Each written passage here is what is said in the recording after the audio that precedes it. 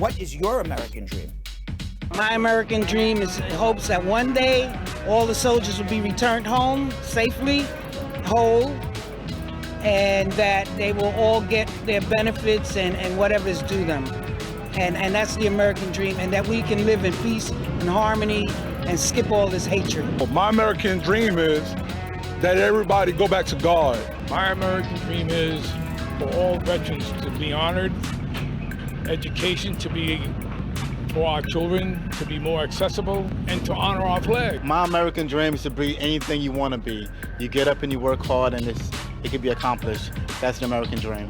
My American dream is that everyone that wants to do better for themselves anywhere in the world has a chance to come here through the proper channels and become American citizens and build their careers and families for generations to come. Thank you very much. Everyone has a right to the American dream. Groundhog Sam!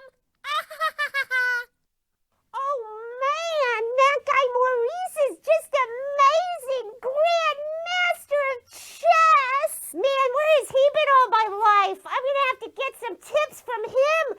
If he could play chess that well, I bet he's really good at backgammon, which is Groundhog Sam's game of choice. See my jackpot? These are all the pine cones that I've won off of George.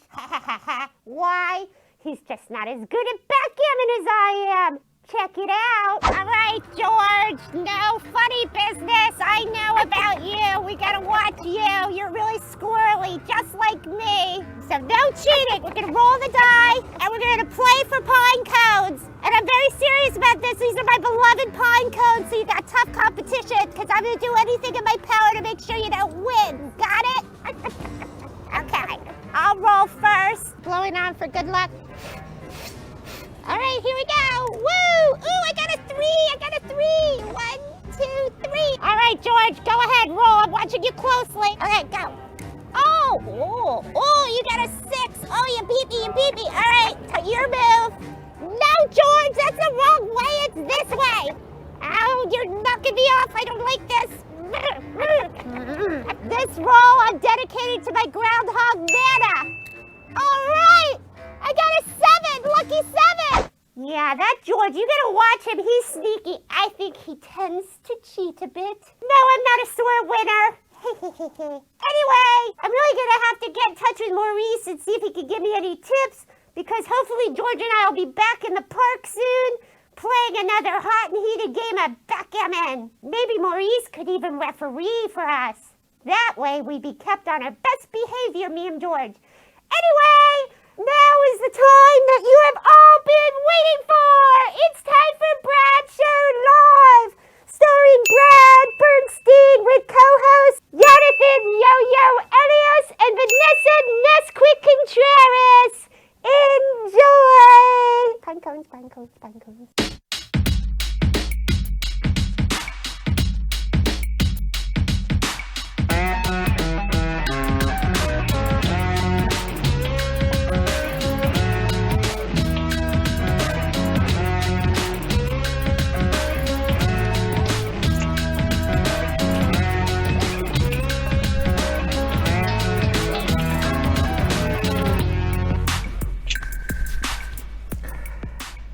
Welcome, everybody. It is Tuesday, October 20th. We are approximately 14 days away from an election. I believe, if I did my calculation correctly, in 2 weeks, everybody will be going to the polls to elect, hopefully, we pray, a president instead of a pumpkin. That's what it's going to be. President, pumpkin.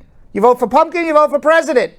Yo-Yo, Vanessa, I don't think we got to ask you. Are you voting for president or pumpkin? President, for sure. It'd be nice to have one of those. What I am going to do is on October 31st, 4 days before the election, I will celebrate Halloween. I will have a pumpkin, and then I will throw the pumpkin out. On November 3rd, we're going to throw the pumpkin out a second time. What do you think of that? Yeah, I like that. You like that, right? Yes, absolutely. Oh. Hopefully that's exactly how it goes. How I hope so. I really hope so, because, they say Biden's up by 10 points, but, we know all about the Electoral College. But we remember what happened in 2016 when they said Hillary was going to win, and Hillary was actually on an airplane toasting her campaign staff that she won the election. And then as the returns came in, it's just been a nightmare for 4 straight years, right? That's insane. Yeah. I can't believe it's already been 4 years, but it's been the longest. I mean, it feels like yesterday, but in the same sense, it feels like it's been forever, right? Right? Isn't that Yeah. crazy? Like, it feels like yesterday when, the election came out or when we found out that Trump won, but like it's like an eternity. It's like a long ass nightmare. Yeah. well, you want to know something that I read very interesting about time and why sometimes in your life you feel things go by very fast and other times you remember things as going very, very slowly. When you are doing something, I don't know if this is psychologically correct or not. You can come back, because I'm curious what Yo-Yo and Vanessa. When you're psychologically, when you're having new experiences every day, things move slower because things are more exciting in your mind. And you're learning new things, and you have to, you got to calculate and, figure out what's going on in this new experience. When things are humdrum and it's the same thing day after day, all of a sudden you wake up and you're like, where did the time go? Everything went by really, really fast, which is why when you're in high school, for example, you feel those 4 years in high school were like an eternity, and you remember every day because every day was a new experience. But like when you're my age, you're like, yeah, another Bradshaw Live, we go to work, Another day. Right. So maybe with Donald Trump, because it's been so crazy, and I mean, it's been a new experience with this pumpkin. It's not been a good experience, but certainly new experiences that we've never experienced before. Maybe that's why it feels like it's been so long. I don't know. And he's just given us so many events. It's like the wall, it's like COVID, it's all the tweets. He gave us a lot to talk about in these 4 years. I mean, I was away for 2 weeks. I went to another country for 2 weeks, and when I came back, and I'm like, I have like 2 years worth of news that I missed in 2 weeks, right? Right. Yeah. That's literally what I was thinking about. I felt like everything just started happening the day after we stopped shooting. It's crazy, right? Yeah. Right. But it's gonna get crazier every day now. So everyone, we're back, and stay tuned every day. It's going to get crazier every day leading up to the election. And then after the election, it's going to get really crazy. I mean, for example, in New York City, the chief of police has told New York City Police Department no one's allowed a vacation. Every police officer is going to be in uniform from election day on indefinitely. Wow. Oh, wow. Yeah, because they don't know what to expect. Trump, is telling Proud Boys, stand by, stand down. We don't know what to expect. Right. So it's going to get crazier. So please stay tuned. But in the meantime, let's say hello to the squad. We're all here. We're all healthy, hopefully. All right. Another day. What do they say? Another day above ground is a good day, right? Yes, it is. It is. It is. Amen. All right. Let's say hello to the squad. Deion Watson, squad up. Marcia McCullough, squad up. There's a man by the name of Yonathan Elias. Third comment I'm reading. He's saying, how's everyone's Tuesday? With a big smile. Yeah.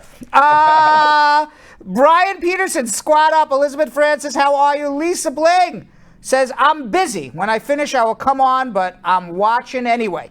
I don't know what she's doing, but she's double fisting. One's with the phone. Soon, Lisa. Right. One's with the phone, but she's doing something completely else with the other hand. We don't know. Who else we got here? Carol Anderson, the Tiger, squad up. And Deshiba Buchanan saying, what's up with a happy face and a laugh. Ma Dukes saying hello to Groundhog Sam. And Rog J. Roberts, always with an extraordinarily positive review.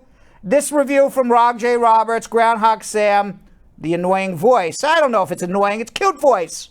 Wouldn't you say? I think it's cute. Who else we got here?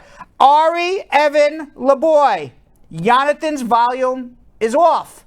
Getting direction from the squad. Yonathan, is your volume off? It was low. It was low. How about now? How's it sound now? You sound like a Verizon commercial. That's what it sounds like right now. Do you hear me now? Do you hear me now? Yes, we do. Thank you very much, Ari Evan LeBoy, for giving us direction. Who else we got here? Sasha Ford with a pre-comment of the day. It's a very critical time in our lives, and I'm hoping that everyone goes out and votes. Amen, Sasha Ford. Naked Wire with a question. We'll get back to you in a little bit, Naked Wire. I don't even know what that would mean, a Naked Wire. Is he an electrician? I don't know. What do you think Naked Wire, where would somebody come up with the name Naked Wire from? What would that even mean? I'm curious if Naked Wire is listening. Where in you the comments. Exactly. Where would you come up with Naked Wire, right? Yeah, I had a comment, but it's probably better for Hump Day. So You'll leave it for Hump Day. Now, Julie told me for tomorrow for Hump Day we got some good stories, so let's keep our fingers crossed. Vanessa Liana M. Contreras, also known as Ness-Quick, also known as Vanessa Boss Lady, or on another program, Ness. Yeah. So Ness. Say my name. Say my name. All right. And who else we got here? Cesar Pena. We see you watching. Indira Matthews. And Ari Evan LeBoy feels Naked Wire is a wire without insulation. It's possible. It's possible. I was thinking that. But a wire without insulation sounds like a huge fire trap. Doesn't that sound like a huge fire trap? That doesn't sound very safe. Sounds reckless, Nate. No one said that maybe he didn't want to be safe. Maybe he's the kind of person that doesn't play it safe. Naked Wire is a daredevil. All right, wiring without insulation, right? Maybe, we don't know. Let's go. On the edge. That lives on the edge for sure. But remind me that if he or she invites me to their home, we don't go. I don't want to be in any fire trap. Let's say hello to I'm sorry. I'm blind sometimes. To be or not to be. To be? I got to read it 3 times before I get it. To be or not to be?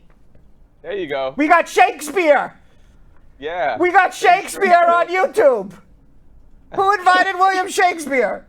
Saying squad up. Greetings, Nessa, Yo-Yo, and our dear Uncle Brad.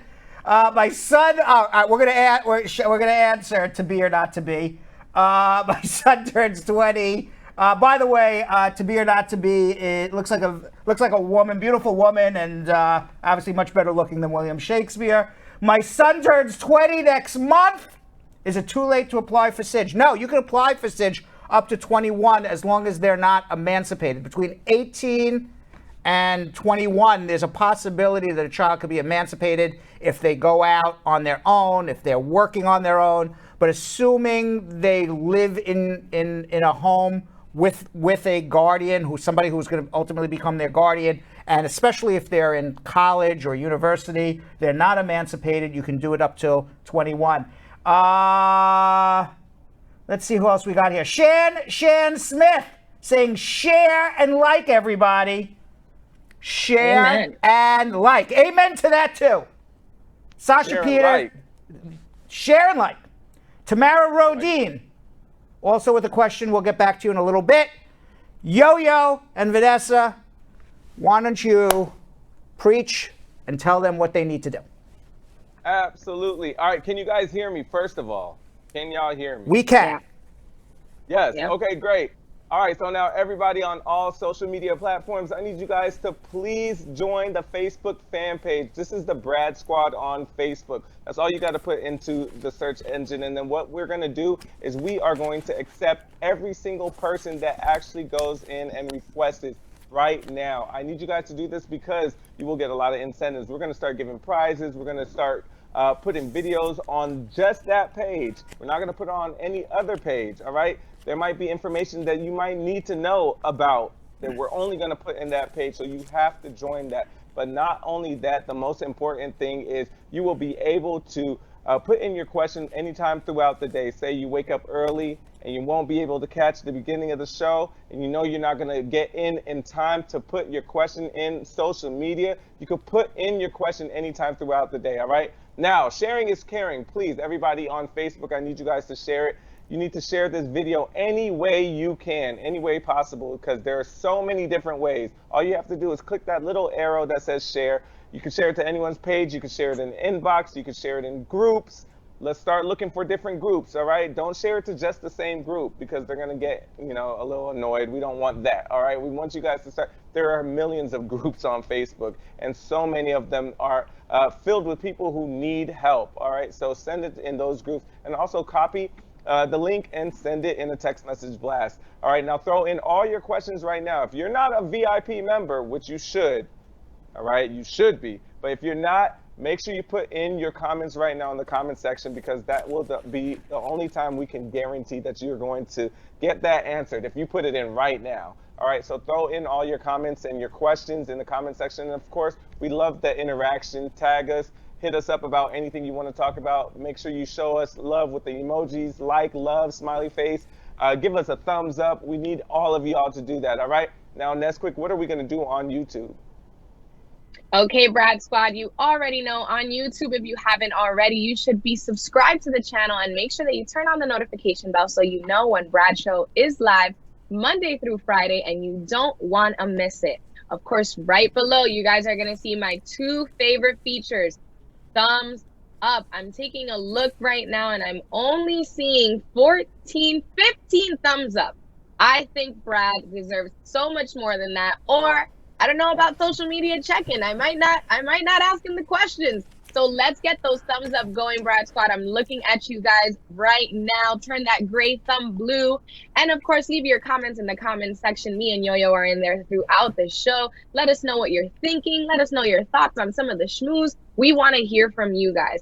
But most importantly on YouTube, we need you guys to share. So make sure that you press that arrow that says share, copy the link, paste it to a friend, send it in a text message, send it in a WhatsApp, send it in a WhatsApp group. Let people know that we are on right now, and there's so much knowledge and so much value that so many of you have gained, and there's so many people out there that still do not know about the show, and you will be connecting them with so many answers that you already know is pretty hard to come across.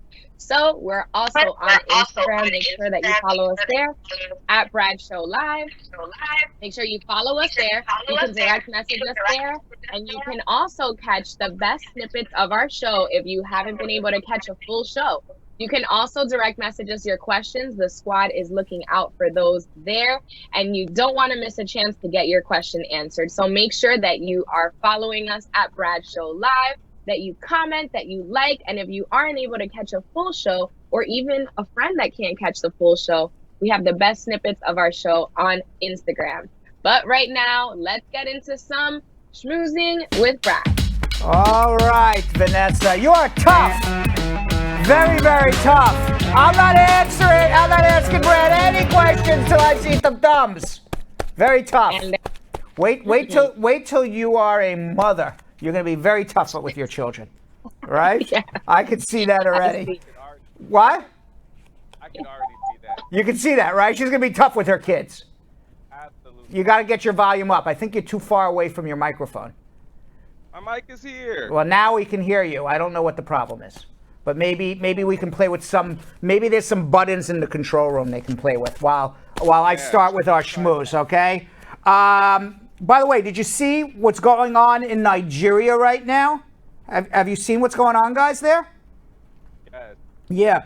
Yeah, the United States is not the only country experiencing anti-police brutality protests. More than 10,000 demonstrators flocked to the streets of Nigeria's largest city to join mounting protests against police brutality. Anger over abuses by the police's notorious special anti-robbery squad, called SARS, erupted into widespread demonstrations last week, forcing the government to close down the unit. The crowds have continued to grow despite the announcement of a string of reforms from the rattled authorities. At least 10 people have died, dozens have been injured, and all of these demonstrators have been met by force by police units. Nigeria's authorities have set up a new special weapons and tactics unit to replace SARS and pledged to hold officers who have committed abuses accountable. They're calling it now SWAT. Not knowing much about, the inner workings of SARS and SWAT, just sounds like it's the same people and they changed the name, and the people on the street aren't buying it. But there are many skeptical that the government is going to follow through with actual, genuine change, especially because the Nigerian army announced it will begin a 2-month national exercise while denying the move was part of any security response to the demonstrations. Now, more than 100,000 euros has been raised to send food, water, and first aid supplies to protesters. Hundreds of lawyers have volunteered to represent those who have been arrested. So, what happens in the United States spreads around the world. There's a lot of social and global interconnectedness. So what happens in one place can affect what happens in other places. People see they're demonstrating in the United States, and Nigerians are saying, you know what? What's happening here in Nigeria, it's the same thing, or maybe even worse. We're not going to take it either. We see what's going on in the United States. We're going to rise up too. Right, Yo-Yo? Yeah. Vanessa? Absolutely. But this is real trifling though, because I've been reading a lot about it. My dad is Nigerian, right. So I'm half Nigerian, and he's from Lagos.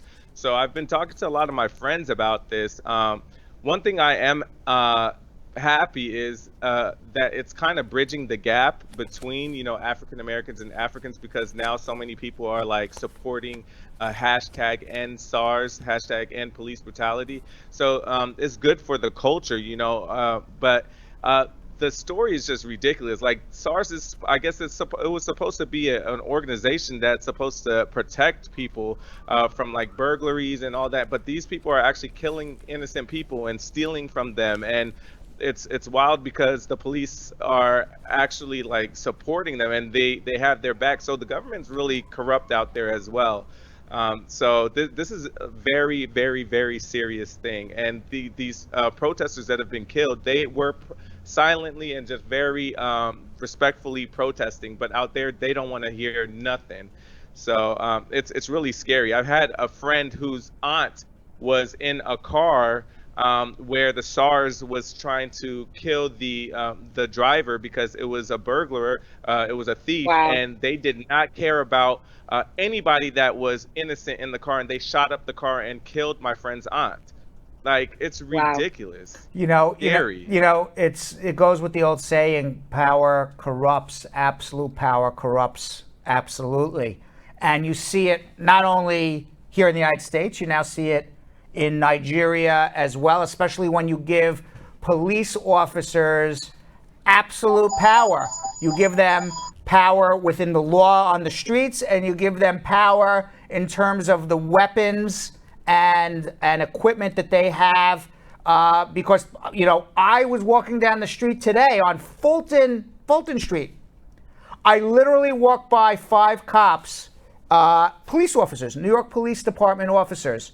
They looked like they were going to war.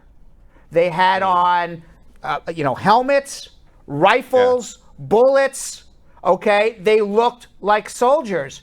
And I'm saying to myself, I can't believe this is the United States. This is New York City. 5 guys just walked right by me. I mean, they could, what can any civilian do against that? Okay. Absolutely nothing. And so, I think a lot of it has to do with weapons, and it was in at least here in the United States. I don't know what's happening in Nigeria. I'm not familiar enough with it, but certainly here in the United States, the police became much more weaponized after 9/11. It was a reaction to 9/11. But in 2020, to have 5 cops walking down the street looking like they're ready to go to war? Scared the hell out of me. Yeah. Okay. Now Yep. imagine you're not, you know, upper middle class white dude. You're a minority, right? Wouldn't that scare you more? Yeah. I mean, I was scared. I'm telling you, when we went down to DC to go interview the people for the protest that they were going through or that they were having, Right. literally everything was The fine family, until I saw there a was bunch the, of it was the cop family, cars. the family separation protest. You went. Exactly. Right. Exactly. When I saw a bunch of cop cars, that's when I was just like, yo, I was afraid for my life. Like, and those are the people that were supposed to actually be protecting us. And you weren't, Anytime I- and you weren't even protesting. You were there to cover it. No. You were news. Exactly. And you were Doesn't scared. matter. Yeah, Right. but It's figure. me being a black man. It's me being a black man in front of a cop, like in a cop's, just anywhere What- around a cop. But why Doesn't matter. why do cops need to look like they're going into war? Going to who, war. Who are you going to war against? Or against. I can understand a cop needs a gun. I can understand a cop. Right. I can understand a cop needs handcuffs. Maybe a cop wants to protect himself with a bulletproof vest. I get That's it. fine. Why do you need to be dressed head to toe in military gear with, I guess, an automatic rifle? Who are you shooting with this? Who do you plan on shooting with this? Yeah. When will you ever use that rifle against anybody? I am. It's Why funny do that I we're why do speaking I of this. need to be scared? Why do you need to be scared walking down the street? I saw them coming. I And- crossed the street to the other way. Yeah, Oh, wow. that actually Yeah. happened to me recently commuting into the city too, Brad. Like I was like, what is happening here? Even at Port Authority, I've seen, they always have military there, but then it's been a little bit more recently, so it can be overwhelming. Yeah. I mean, I understand you want security, but to scare the hell out of everybody and to have equipment that you would never use on a civilian, you would use in war, that's corrupting, that's power, that's absolute power, and absolute power corrupts absolutely. That's what it is. You're giving police officers the ability to have too much power over people. And Yeah. by the way, I mean, we've said this umpteen times. I don't know how many times, but the general training for a police officer in New York City is about 600 hours, and the general training for a barber to get a license in New York City is over 1,000. That's wild. Isn't that wild? Wild. That's a wild. Isn't that wild? In other words, you need more training to cut hair and shave somebody than you do to be a police officer. Yeah. And it shows. That's what's keeping us safe. Yep. Meanwhile, the Supreme Court ruled that mail-in ballots in Pennsylvania, a critical state for Trump's re-election chances, they're going to be counted if they're received within 3 days of Election Day. 4 justices dissented from the order, signaling that the court was equally divided, with Chief Justice John Roberts siding with the court's 3 liberals. The ruling is a loss for state Republicans, and the reason why, the way it came down 4-4. And the reason why now they are going to accept ballots that are received within 3 days of the election is because that's how the lower court ruled. So when the Supreme Court is on a 4-4 split, they go with what the lower court ruling was. Now, it comes just 2 weeks before Election Day and intensifies the Supreme Court confirmation battle over Judge Amy Coney Barrett, who we talked about yesterday, with her famous decision with the N-word is not a hostile word in a workforce, in a work environment. Now, the Senate Judiciary is set to vote on Amy Coney Barrett this Thursday. I believe it is fait day complete. Now, when Amy Coney Barrett gets onto the Supreme Court, there is going to be a block of 5 conservative judges. So one of those judges, will have to shift to the center, like John Roberts shifted to the center. When John Roberts was put onto the Supreme Court by George Bush, he was considered a very conservative. And then over time, he has shifted more moderate into the center. He has sided with liberals very often, especially, most recently with Trump's tax returns. Now, it'll be very interesting to see that if one of the other conservative judges will shift more moderate, and if they don't, we're going to have conservative after conservative after conservative ruling that's going to chip away at our rights. So, it'd be interesting to see what happens. As I told you, Yo-Yo, this Supreme Court is going to be there for 2 generations. Okay, Kavanaugh's a young guy. For sure. She won. Amy's is a young woman, relative, in her 40s. The other conservative justices, Clarence Thomas is up there in age. He's not shifting anywhere. He's been conservative since he got on there. But the others are still relatively young. We're going to have them for a while. So unless somebody shifts like Roberts did, we're going to have a problem there on the Supreme Court. Meanwhile, Trump on Sunday visited the International Church of Las Vegas, where the leader of the church stated a prophecy to Trump and the entire audience. He said that God spoke to him and that he is giving the prophecy from God that a second wind is going to carry him through the campaign. Lucky for most of us, we don't buy what this guy says from the International Church of Las Vegas. I don't even know what is the denomination there. While at the church, Trump is doing the same thing, same playbook as Hillary. Lock him up. Biden is criminal too. Lock up his entire family, just like Hillary's family was criminals. Now, Trump tested positive for coronavirus less than 3 weeks ago, and he says the country is rounding the turn on the pandemic. We're just about done with it. Meanwhile, numbers are going up every day, and we'll get back to that in a little bit. By the way, did you see Melania? She was supposed to be in Pennsylvania today. She canceled her trip because she's still ill from coronavirus. I don't even know if Donald Trump, I don't buy the White House physician that Donald Trump is not contagious. If I was Joe Biden, I wouldn't want to go anywhere near him. And they're going to have, I don't buy it. I don't buy it. I think he is a one-man super spreader. I have no proof of this, but if you're telling me that Melania, who didn't have it as bad as Donald Trump, canceled her trip today because she has a lingering cough and doesn't want to spread her germs, how is Donald safe? They got it at the same exact time. And how much longer is it since he came out and said that he was okay? I think this is like a week and a half. A week ago. Yeah. So I don't trust it. Yeah. I don't trust it. Meanwhile, in the United States, Donald Trump says we're rounding the corner, but over 8.2 million people have been diagnosed with coronavirus. We now are reaching 220,000 deaths.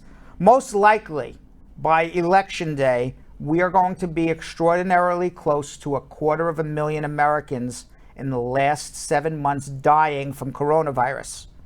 Trump says he does a good job. Now, the United Kingdom government signed a contract for the first human challenge studies. People, would you guys do this? People are going to volunteer to deliberately get infected with the coronavirus and see if the vaccine works. Is that something you'd sign up for? Absolutely not. You have to take the vaccine, and then I don't know how they make you sick. I don't know if somebody comes in with coronavirus and coughs on you, or kind of like sprinkles it like a magician, like, ooh, now you're sick. I don't know. And they see whether this vaccine is actually going to work or not. That's what they're doing in the United Kingdom. The same way they created it. I think they created all this. So. That's conspiracy theory. I don't believe it was. In your opinion. In your opinion, Yo-Yo. But that's what I said. I think. Right, Yo-Yo, you have absolutely not one. You see, this is how conspiracy theories go crazy. Okay, and it drives me crazy. And let me tell you why. I said black people can't get it. Let me tell you exactly. Yeah, when you're like, oh yeah, my skin. Yeah, right. Yeah. Okay, this is what drives me crazy. This is what drives me crazy about conspiracy theories. okay? What It is relies on no facts. So somebody comes and says, I believe this is man-made. And you say it with such conviction. And people say in their mind, yeah, maybe. And then all of a sudden, there's this conspiracy around that this thing is man-made. And everyone says, you know what? Yeah, it has to be man-made. There's no other, alternative. There's no other explanation for how all of this happened. And you know what? Out of a bundle of possibilities, you can come up with 100 different possibilities of what may have happened, okay? And it's a hypothesis. It's a guess. Right. A hypothesis is a guess. But for anyone, even you, Yo-Yo, and I gotta knock you down on this one. For even you, for anyone to come out and just say it's man-made, okay? This is how, without any, if you had a fact that was verifiable, okay?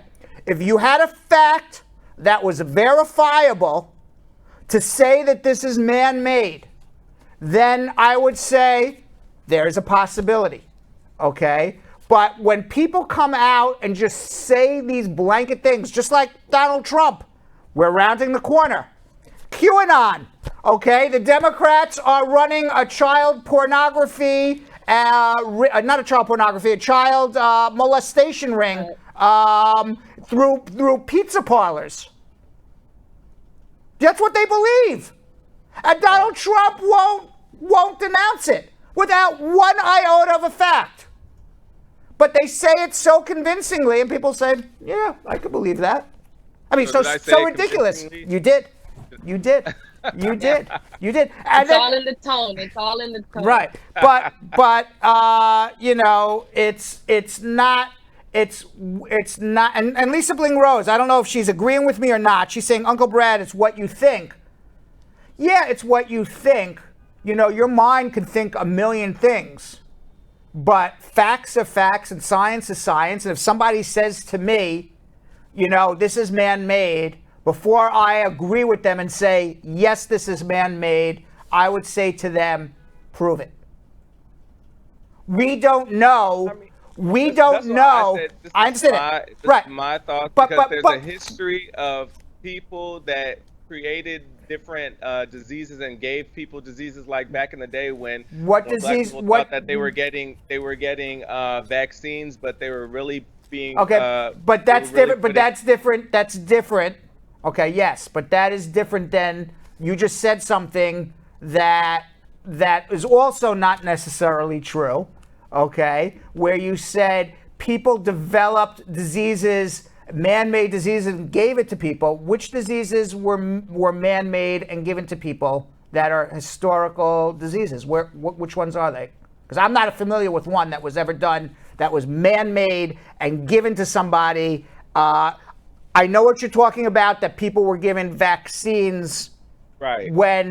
That's I didn't say they made that disease, but I'm saying that they were given vaccines, but they were actually being, that was actual diseases that they were putting into them. So that's what I'm saying. I just don't trust the governments. I don't trust people. So that's why I be feeling like that. But y'all don't have to, agree with me. Don't agree. Now, meanwhile, Trump claimed on the campaign trail that people are tired about hearing about this pandemic, which has killed more than 220,000 Americans.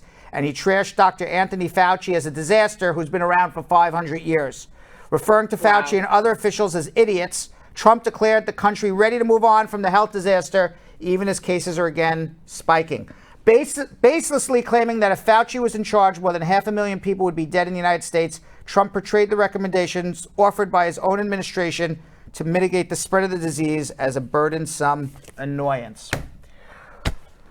Let's have some fun news, guys. We'll go ahead. Yeah, because Trump's just always name calling people is just not nice. Yeah. All right. Meanwhile, did you see this? AMC theaters, because they can't fill the theaters right now. You can rent an AMC theater for up to for as little as $99 to have a screening with you and your friends. We put our name in. I put my name in already. Yeah, now it's not in New York. It's in every state except New York, Alaska, and Hawaii. Okay, the rates are depending on the movie shown. Now, would you and your friends rent out a theater for $100? That's what we're trying to do right now. Me and my sister. You go to and New my Jersey. friend. You can go to Jersey and do it. Jersey for Yeah. Yeah, that's what I was October thinking 30th. in Jersey. October 30th. We put our names in for Jersey. We're trying to watch Hocus Pocus. Oh, that'll be fun. Right? Yeah, invite me. I want to do that. That's fun. Right. If we Brad actually didn't get get the picked, invite. Yeah, I want the no, invite. if we actually get picked, because you have to put your name in. Like so many people that are putting Right. their names in trying to get it now. So like if we get picked, it's almost like a lotto system now. So if we get picked, I'll hit y'all up. It'll be fun. We'll wait on that. And lastly, before we get into our immigration questions, and what is my guess is really, really bad business move. Taco Bell has decided to sell its own custom wine label. Now there's tons. Yep.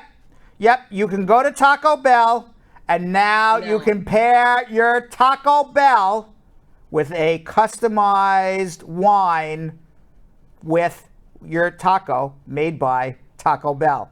It's debuting its own custom wine called Jalapeno Noir to pair with its toasty cheese chalupa. The tantalizing combination is only available in Canada. Of course, only in Canada. Now the wine, which is being called the collector's item because it has 3 unique bottle labels, costs $25 Canadian. Fans can buy it on Taco Bell's Canadian website or drive across the border to Ontario. Actually, you're not allowed in Ontario right now, so you would have to buy it on the website if you're in America. It's not being sold in the United States. The addition is part of a broader menu shakeup that saw some fan favorites like the Mexican pizza being removed. They removed pizza, Taco Bell wine. What do you think? I mean, you never know until you try They've it. You had to never get know. pretty crafty. Now, COVID just brought all these new ideas, the upsell. Now, Ness-Quick, all right? If you want to have a nice evening with your beau, okay? And he says, baby, my dear, my baby, we're going out tonight. I'm bringing you Taco Bell and some Taco Bell wine. All right. I mean, are you doing that date? Are you doing that date? Are you like, forget it? I'm staying home and watching Netflix. I'm still stuck on the fact that, well, figure this, we would have to take a trip to Canada. Right. We would have to take a trip to Canada in order to enjoy that Taco Bell wine. So, hey, I might take them up on the offer. Now, unfortunately, because of the pandemic going on in the United States and the poor job Donald Trump is doing, Canada is not letting us in. Oh, wow. Then I guess I won't enjoy that Taco Bell. You will not enjoy it, but you can do it online. You can order it online. Say, baby, right? You can come home and like, baby, I got the Taco Bell wine. Let's celebrate. That's exactly what I'm looking forward to. Thanks for the birthday dinner idea. Yeah, that's next week. All right, why don't we get into our immigration questions? Why don't you tell everybody what we need to do while I stretch and get ready to answer immigration questions? Absolutely. All right, guys. Now we need y'all to start your watch parties. Everybody on Facebook. It's so simple. You see it right here. All you have to do is press share. More options. Start your watch party and host your watch party. Then start. Now it'll take the video from our page and it'll put it onto your page.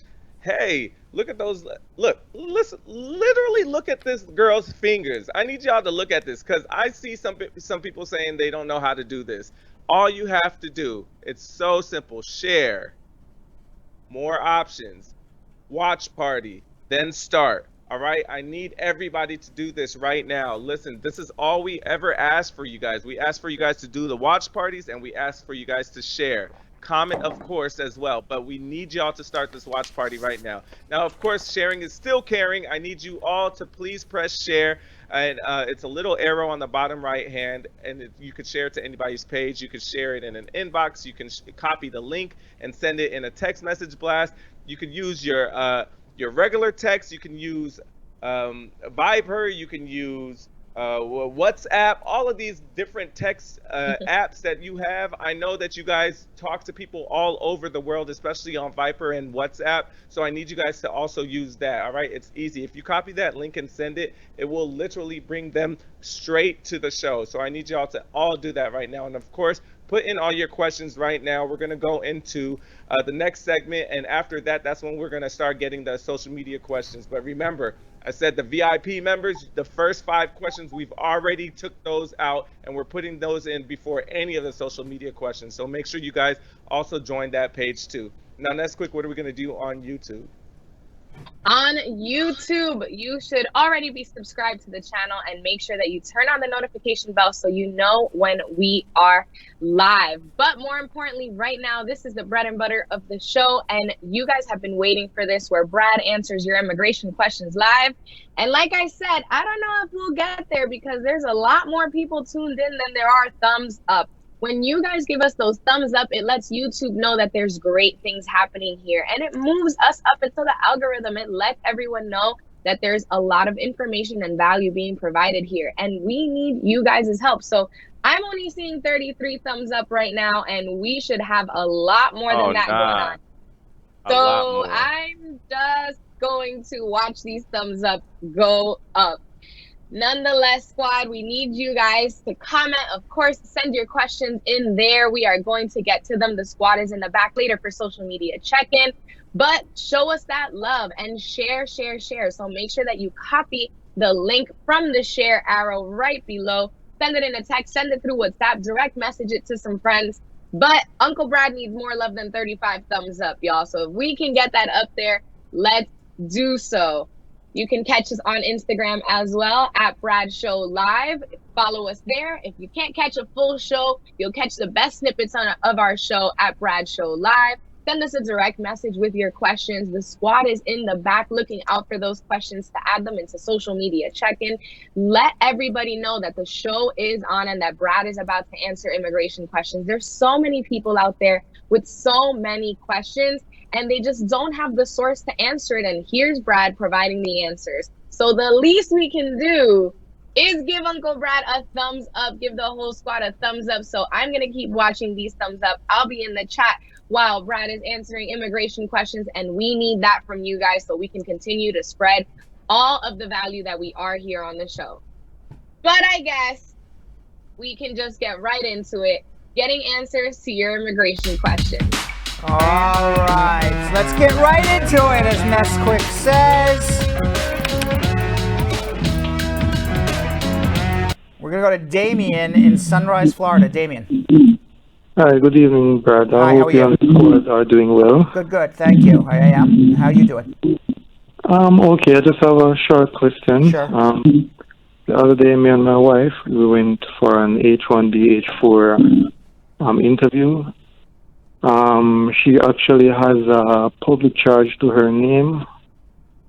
I am actually in Florida now on my H-1B, but they gave her back her passport and said that she needed to provide documents proving that we paid for our son's birth. That was the public charge. Okay. So currently we don't have that document, but we're happy that she actually got back her passport with her visiting visa. That's not a public charge because the child is a born U.S. citizen. So I'm not sure that I agree with what they're asking you. But I'd like to see those documents. What the law says is that children under 18 and people who are pregnant, even with Donald Trump's new law, women who are pregnant are allowed to get government benefits because it's for the unborn U.S. citizen child. So I'm not necessarily agreeing with what they're telling you. So I'd like to actually see what they're saying to you. So you're telling me that this should not affect her traveling on her visiting visa or when we're applying for it? You're talking about a visitor's visa or an H-1B? No, I'm supposed to be getting filed for. All right, so let me take it back because maybe I don't understand what you're saying. Yeah. Are you saying that your wife traveled on a visitor's visa previously and gave birth and then left and came back? Well, she left, but she didn't come back on the visiting visa. She came back. Okay, so now that's a different story. Okay, so I was under the impression that she was here already on an H-4 and you were extending it. That's a different story because she used a visitor's visa to give birth. Okay, Yes. it could be a misrepresentation and certainly public charge issues. So you do have a big problem then. So I misunderstood the question. So I take back everything I said before. I think what you're going to need is a consultation. So hold on one second, okay? We'll figure it out. Why is this not working? Let's see. There we go. Let's go to Mari in Somerville, Massachusetts. Mari. Okay. Hello, Brad. Hi, how are you? Good, and you? Good. Okay, I have two questions. The first one is that my mom filed a I-130 petition for me a while ago. At that time, I was single. The petition just got approved, but I am now married and have one biological son and a stepson. What do you think I should do? Can I add my husband and sons to my petition? Is your mom mom is your mom a citizen or a resident? Citizen? Okay. And when you got married, she was a citizen, right? Yes. Well, guess what? You're now in the you have no choice, in the sense that when you get married, whether you would decide to include your husband or not, you fall from F1 to F3. And now your wait for a green card is over a decade. So if you're saying, should I add the man, you love the man, you live with him, why not? Okay, you don't get the choice of, do I get to go as single or I get to get as married? You're married now. Mm-hmm. So you have no choice. So, and if he needs a green card, yeah, add him. Why would you leave him out? Okay, add them. Like, you mean just add them to application, or have my mom will file for all of us? No. Your case, I assume, is at the National Visa Center. It's already approved at the National Visa Center. You have to write the National Visa Center with your case number. Advise them that you're married. Here's a copy of the marriage certificate. Here is a copy of my husband's birth certificate. Here's a copy of my child's birth certificate, or stepchild's birth certificate, who also needs a green card. Please include them on this application as derivative beneficiaries. Okay. And do you have an idea how long that may take? A long time. Over a decade now. Wow. You have a long wait. You got a long wait. What if I just go, oh, well, I have to say that I'm married. Okay. I just told you, once you're married, you're married. You can't go as single when you're married. Now you're lying, and if you're caught lying, you'll never get a green card ever. All right? But if you want to have a consultation, we'll see what other options you got. Hold on. Let's go to James in El Paso, Texas. James. Hey, Brad, how are you? Good. How are you? I'm good. I have a question. I'm a green card holder, right? Mm-hmm. And I have a son. He's over 21 years old. Overstated B1, B2 visa. He's 25. Can I help him out? You can file for him, but he's going to wait 5-6 years. And how did you get your green card? My daughter. Okay, yeah. I mean, you can file for him. He's going to wait 5-6 years. If he's overstayed his time, he'll have to do a provisional waiver, go home and come back. But it's better than doing nothing.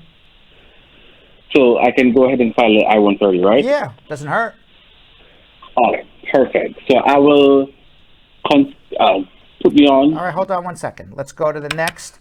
Jada in Portland, Maine. Jada. Hi, Brad. Hi, Good Jada. evening. How are you? Good. How are you? Wonderful. I have a concern and a question. Okay. So my concern is that my husband and I filed my I-751 joint petition to remove the condition on my card. Right. And we recently got divorced, and I sent a copy of the decree to USCIS. So I wanted to know, what is your take on that situation? My take is you don't have to stay in an unhappy marriage. You're entitled to get divorced. You're entitled to complete the case on your own. All you have to do is prove you're divorced, and up until the time of the divorce, you and your husband were in a bona fide marriage. So I think you're fine. Awesome. And secondly, my case just got updated that my file has been sent to my local USCIS office to schedule an interview. Great. However, I have a misdemeanor shoplifting charge pending that the judge said that he will dismiss without a plea from me July of next year. So my question is, what is the likely outcome if my interview gets scheduled before my case gets dismissed? They will hold the case in abeyance until your case is dismissed.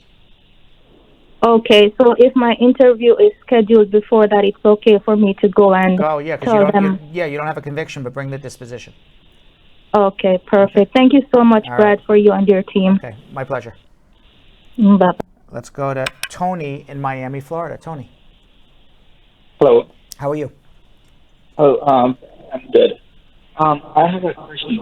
Right now, I'm on S1 OPT, and I'm on initial OPT, which is expiring in January 2021.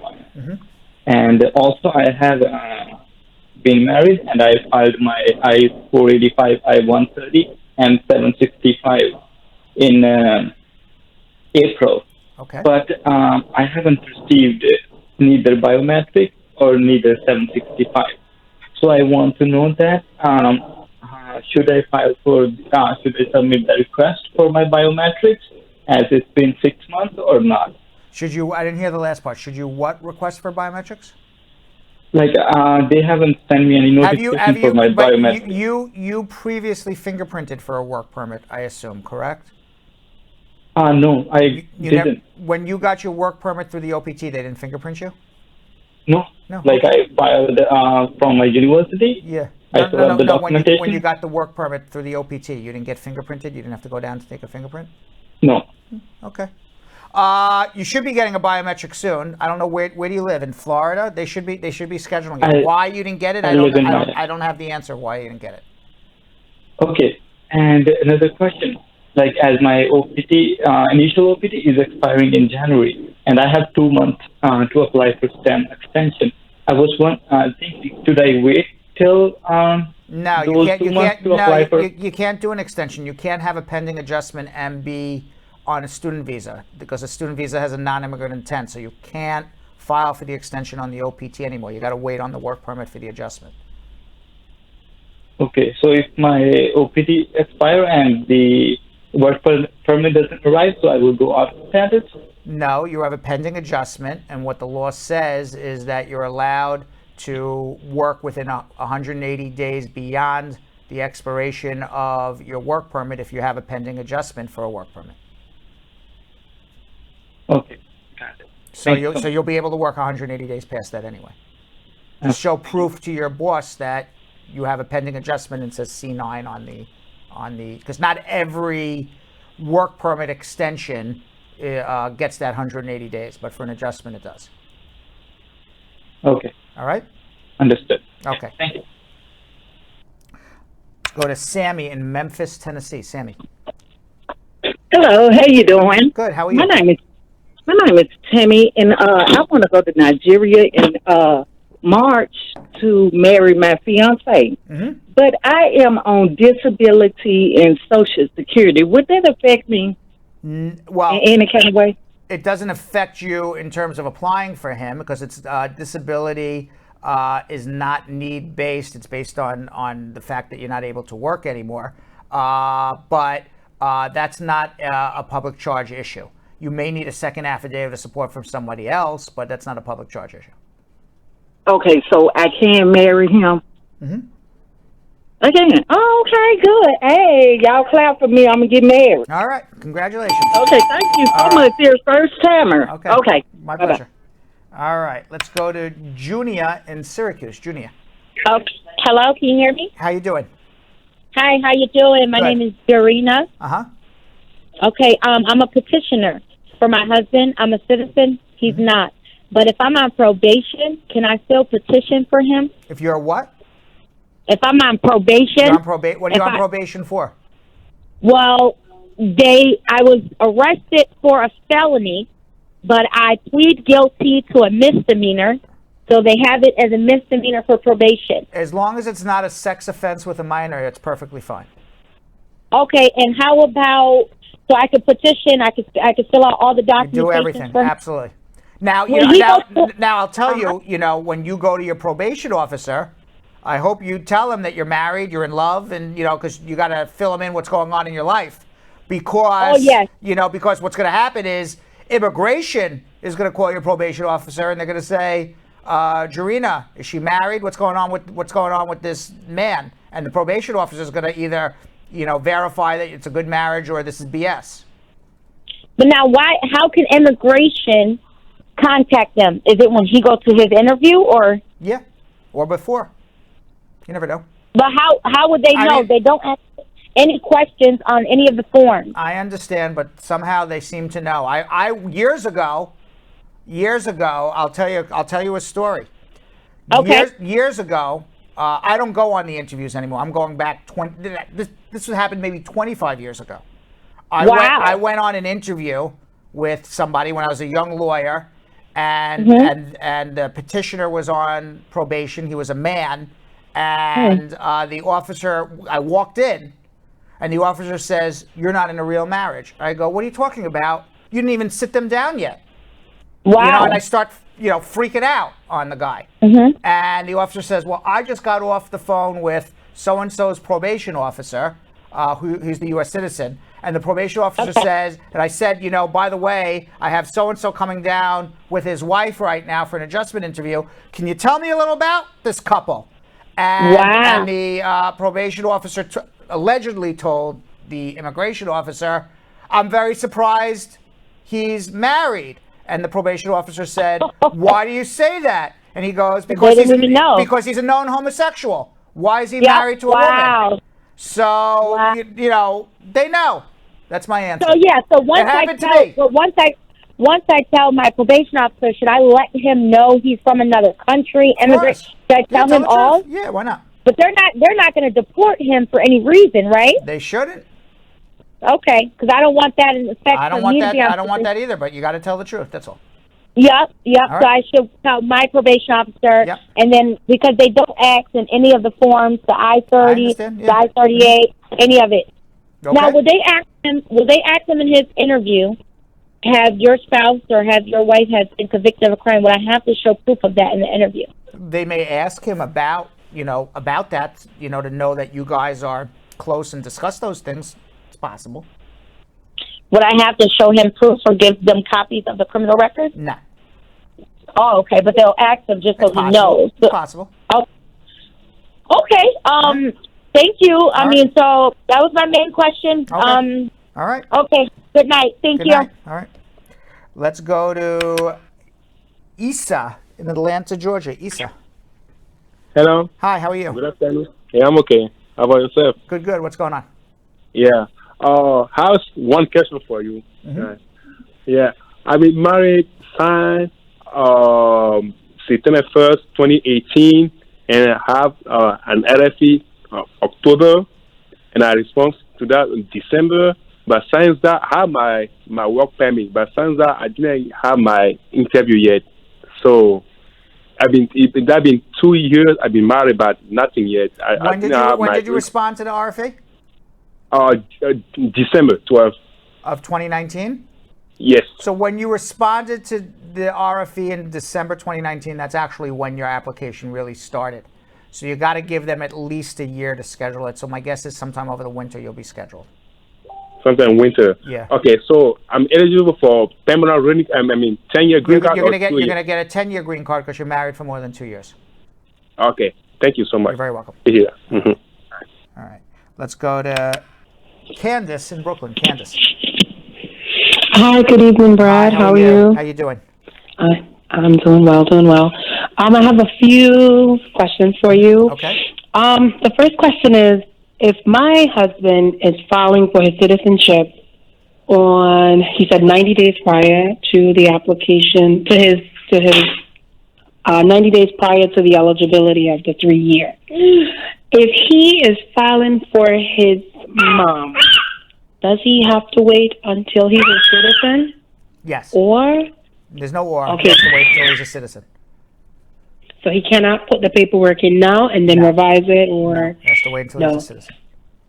Okay. Another question is, what about if he has I have my almost 1 year old baby. So, what about if he has I remember those days. I remember those days of I don't want those days again. right. No, man, They're that's so cute. They're precious cute. time. They're cute, but oh. Okay, so he had his niece. His niece is 12. All right. We wanted to find out the process of possibly him adopting her. Where is she? But I do remember Where is she? she's in Jamaica. Okay. She is in Jamaica. She's 12. All right. So let me give you a little advice. If he goes down to Jamaica and adopts the niece, she will never get here. The only way you're going to get that niece here is to prove she's an orphan. No mom, no dad. Either mom and dad have deceased, mom and dad have abandoned the child, mom and dad have neglected the child. It's one of those three. If mom and dad are alive, then you're going to base it on neglect or abandonment, then you need to strip the mother and father of their parental rights in Jamaica. Show that they're bad children, bad parents. If you go and get a consent from the parents, that's not an orphan anymore. And then so once the child is an orphan, then you can do what's called a pre-adoption in your local county court, where you ask a judge, if I bring this orphan into your courtroom, will you sign an adoption? And that's the pre-adoption. Got it. And then once you have the pre-adoption and you have an orphan, then you can file the papers, the orphan petition, to bring the child to America. Okay, so I completely understand. But where I just have another question is, so suppose if the mom and the father, they're not absentee or they're not terrible parents. Like then the child's not an orphan. You can't do it. And I can't do it. Now, when you say that they strip them of their rights, do they get in trouble, or is it like repercussions of them doing that in the native country of any sort? I mean, I don't know. I never heard anything that people get in trouble in Jamaica, but I have no idea. Okay. All right. And another last question. My last question is, and I kind of know the answer. I just want to know, if a man and a woman is married, the wife says she wants a divorce after a year and a half of marriage. They are in a bona fide marriage. However, they have not filed any paperwork. The guy's just crap out of luck, right? Crap out of luck, unless there's abuse. Unless there's abuse. Okay, Brad, thank you so much, and have a great night. Take care, Candace. Okay, bye-bye. Right. Crap out of luck. All right, let's go to Kathy in Roxbury, Massachusetts. Kathy. Hi, Brad. Hi, how are you? Good, and you? Good. Okay, my questions are the following. My daughter qualified to get food stamps, but she's under 18. I have to be the one that apply for her. If I apply for her, would that affect my immigration status to the public charge? No. I filed for adjustment of status. No. Okay, because they will say it's my name. I am the one that. Yeah, I know, but the food stamps are for a child under 18. It's okay. Okay, and also, does public charge affect people that have the 2-year green card? No. When applying for food stamps? No. Okay, thank you. All right. Let's go to Tawa in Atlanta, Georgia. Tawa. Hello. Hi, how are you? I'm doing great. How are you doing, Brad? Good. What's going on? Brad, my son is in the U.S. military and have applied for a green card for me. My I-130 have been approved, and actually, I'm not in Atlanta. I'm in Montreal, Canada. Okay.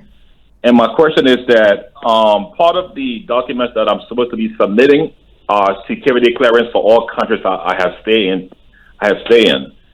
But I have not stayed in some of these countries for over 30 years. Do I still need to get a police clearance from those? Any place that you resided for more than 6 months over the age of 16, you need a police clearance. So I still need to do it. Okay. Okay. And then I believe, yes. And then let me ask another question. Sure. Are there any delays right now in issuing visa interview outside the U.S.? Of course. Trump is trying to stop immigration. Of course, there's delays everywhere. Okay. Unfortunately. Okay. Thanks, Brad. I appreciate it. All right. Good luck. All right. Let's go to Biobun in Randallstown, Maryland. Biobun. Yeah, good evening, and thanks for joining. I'm a first caller. Okay. Yeah, so I do. I was married. I'm still married, and my wife put in my 2 years green card for me. Then after then, she reported me to immigration. Why? And why did she put report in you the to immigration? She said she think I have an intent to use it for green card. So immigration called her for interview and all of that, and they asked her she collect money from me. She said no. She said, so why does she think I want to use it for green card? She said she's upset with me and she think I want to use it for green card and all of that. So they said she's going to divorce me and all of that. That's what they concluded. So after her, we put in the I-751. We were called for the I-751 interview. And when we are separated, our lawyer went with us. They separated us. And she debunked everything that, as at that time, she was upset with me. And that was why she said what she said previously, that they should just remove the condition on my green card. So what you're saying, let me just get this straight. There was a time when your wife went to immigration and said you married her for something other than love. Immigration interviewed her. This is after you got your green card. And she said, no, it's really for love. I just kind of mad at him. And then you continued the case. You went for your I-751 interview, and she said the same thing twice now. No. So she said she was upset. That was why she said that. Okay, where are you at now? What happened? So right now, I've put in my N400. And You have your permanent green card. Yes, so I have my 2 years permanent green card. 2 year or So 10 year? Two. I have 2 years. So now I'm lost on your story because I thought you already had the 2 years and you went to remove the conditions. But all right, why are you filing for your citizenship? So they said I can file. No, you have to remove the conditions first, especially when you're in a situation where your wife is claiming business marriage. There's no way in the world you're going to become a citizen. Remove the conditions first. Okay, so I mean, we are called for the I-751 interview. So she said she was upset with me. I heard all of this already. What is your question? My question is, what is the situation surrounding my case right now? The situation is you got a crazy wife who's claiming it's a business marriage, and you got to prove it's a real marriage. That's what your situation is. Okay. So I don't know. I wasn't there on the interview, but for you to go file citizenship, that's dumb. You got to remove the conditions first. Prove it's a real marriage. Now, obviously, your wife could be lying up, down, and center. You got to prove it. Okay. All right. So I don't know. You said you're with a lawyer. What's your lawyer saying? If not, have a consultation with me. Hold on. Let's go to Damien in Atlanta, Georgia. Damien. Hey, Brad. How you doing? How are you? I'm doing great. I have a situation here. I just need your opinion. My daughter is in Jamaica, and I got my green card, my 10-year green card, 1 year now. My wife had filed a divorce. So she's in a bad situation there where I would like to have her here. She have a visiting visa. Is it best for me to let her come here and start her filing here, or let her? How old is she? She's just 12. Okay. So right now, priority dates are current for F2A applicants. I assume you're going to be the one filing for her. Yeah. If your daughter was to come up and visit, hypothetically, and hypothetically after 90 days you got this great idea to go file an adjustment for her, you would be able to do that. If, hypothetically, this is all hypothetical, if your idea is to bring her up to get her a green card here, now you're committing immigration fraud. Okay. Right? Yeah, I understand you. So watch again. Okay. All right. So with that, in today's Braducation, I answer the question. Oh, this is very apropos, by the way. What is misrepresentation, and how do I avoid doing it? We just talked about it in the last call. Let's watch.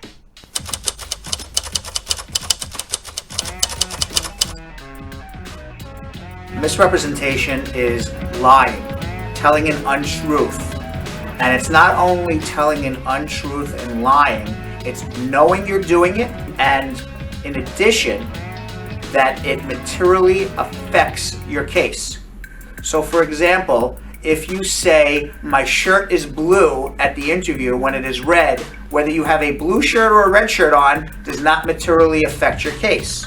However, if you go on an interview and say, I have 3 kids, when in fact you have 1 child, or you're married when you are single, that may materially affect whether or not you get a visa or a green card. That would be material misrepresentation, and that would be a permanent bar for you ever to get any immigration benefits in the future. By the way, if you didn't get your immigration question answered, you can always follow me on Instagram at RealBradBernstein. Drop me a DM. I'll be happy to answer it to the best of my ability. Also, if you like Brad Show Live, I say this all the time.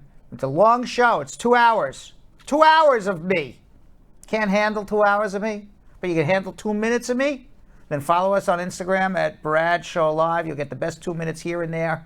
And you don't have to watch us for 2 full hours if you don't want to, but I really want you to. Yo-Yo and Vanessa. Yeah, you guys can follow me at Yonathan Elias TV on all social media platforms. And you guys can find me at Vanessa.Contreras TV. So in today's Spar and Bernstein close-up, partner and personal injury attorney David Levy answers the question, what should somebody do if they're involved in an accident? Let's watch.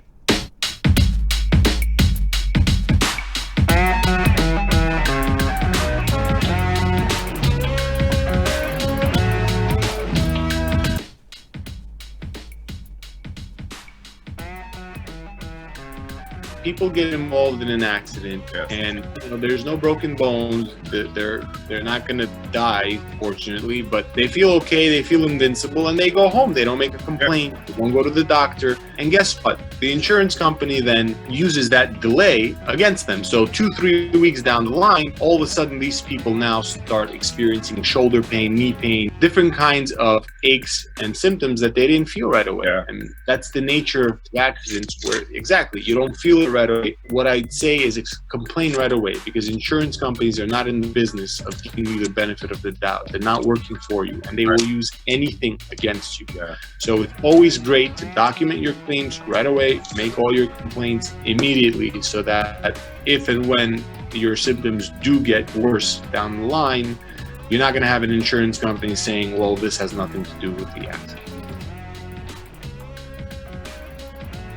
All right, let's check all our comments on YouTube and Facebook and our questions as well, and something we like to call social media check-in. All right, what do we got, guys? All right, our first one comes from Ginger Juice on YouTube, asking, I'm adjusting my status based on marrying a U.S. citizen. I started it in February 2020, only to learn my paperwork was mailed to USCIS 2 days ago. How do I change my attorney? Call 1-800-529-5465. 465. Yeah, right. That's the look. Okay. What better answer than that? Yeah. Stephanie Right. Hillman on Facebook. My husband was put in AP in December. All they tell me is they are still looking to see if he qualifies for a visa. Are they waiting for a ban to lift, or what is your advice? If your husband is married to a U.S. citizen, meaning you're a U.S. citizen, I think they're violating your rights and they're delaying his case unnecessarily. There's not a lot you can do short of hiring a good law firm to scream and yell at the U.S. Embassy. We're good at screaming and yelling. Anne Marie Anderson on YouTube asked, I want to apply for SIDS for my child, but when I have a pending adjustment of status, the child will soon be out of status. How do I do it? Your child does not have to be in status for SIDS.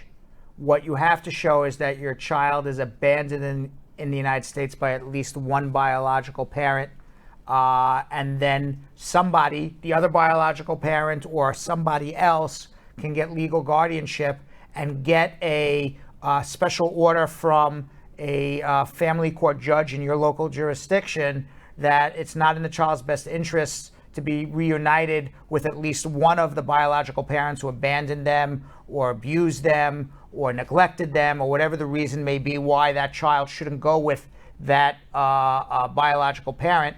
And now that child is considered an abandoned child in America, in status, out of status, they could adjust.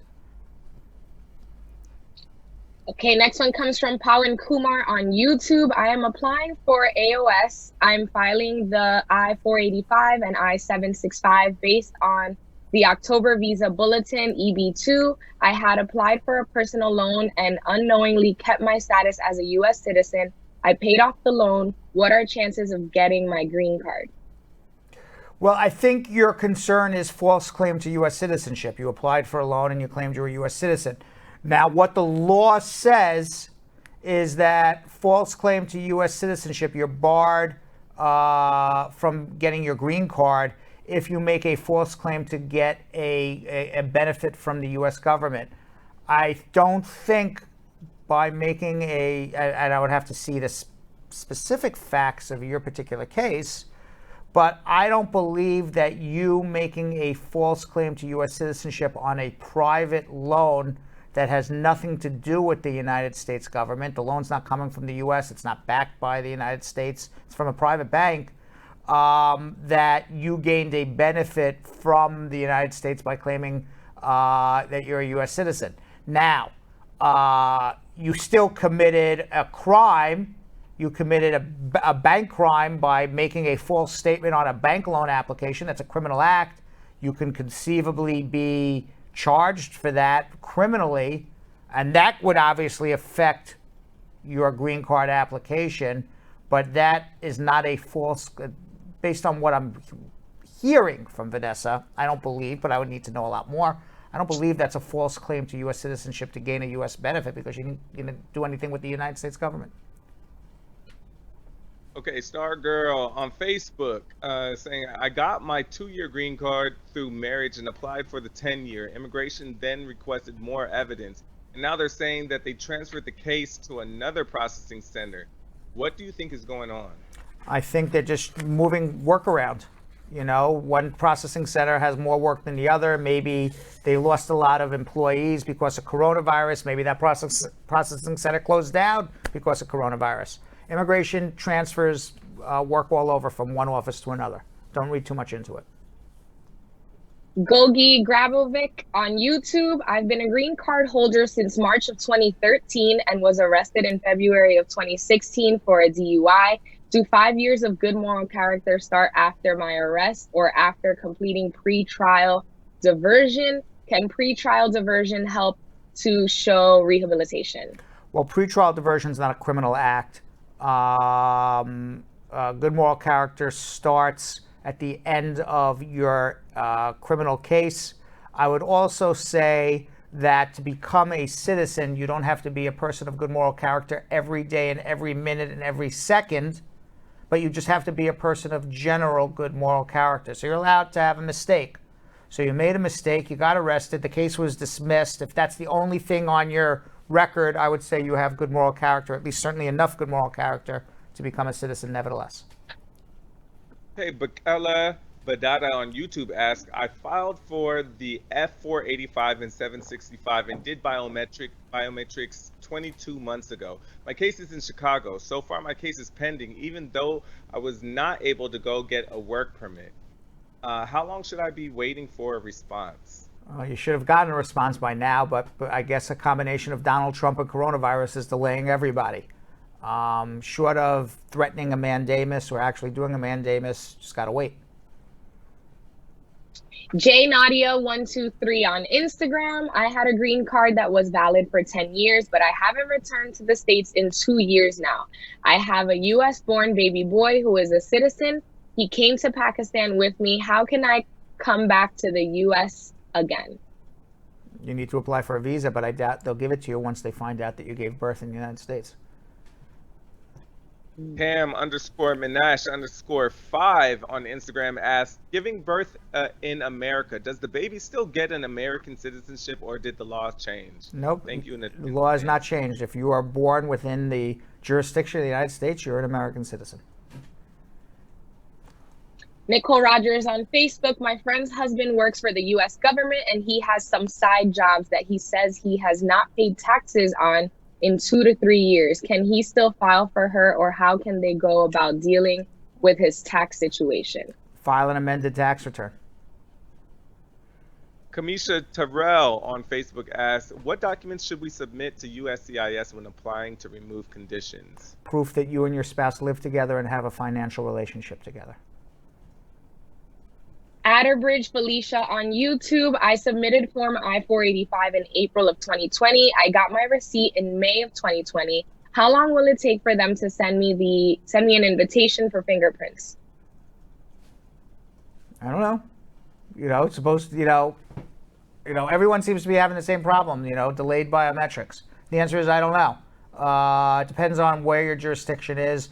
Immigration's been open, closed. Then they're saying they're using biometrics that they previously obtained from you if you did a fingerprint before. I don't know when you're going to get your biometrics. We'll see. All right, Layla Smith on YouTube asks, I'm an LPR and I called the NVC for my child who turned 20 in September. They said I still have to wait till the ban is over. There's nothing they can do. At the interview, will they do CSPA for him? If your child is under the Child Status Protection Act, then always under the Child Status Protection Act, then you got to wait for the ban to be lifted. If the child is not under the Child Status Protection Act, then they have to expedite the case and actually grant him the green card or her the green card. Althea Anderson on YouTube. I am a naturalized U.S. citizen with a Jamaican-born minor that has a U.S. passport, but he was not naturalized. Is it necessary to have him naturalized to be on the safe side?